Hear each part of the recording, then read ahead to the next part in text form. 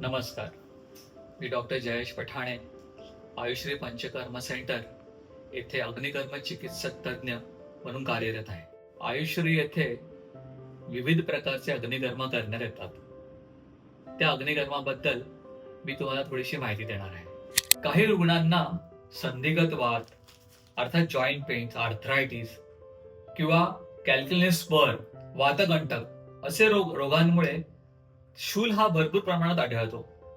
त्या ठिकाणी आपण या शलाकाच्या साह्याने अग्निकर्म करतो. ही शलाका अप्रत्यक्ष अग्निकर्म करण्याकरता वापरली जाते.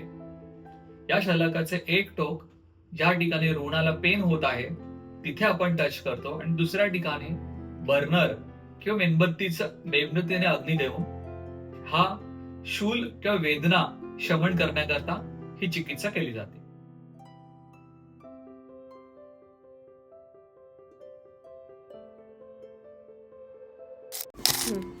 We are doing a Pratyaksha Agnikarma on the right frozen shoulder. You can see there is a chut noise. That means the Agnikarma is being performed properly.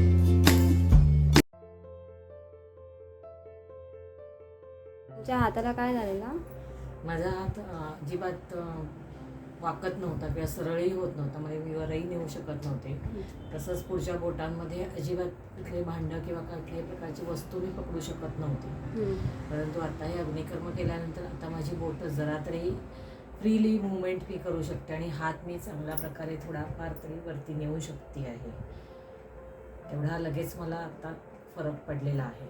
Okay. ही संपूर्ण विशेष अग्निकर्म चिकित्सा आपल्याला आयुश्री पंचकर्म सेंटर येथे उपलब्ध आहे.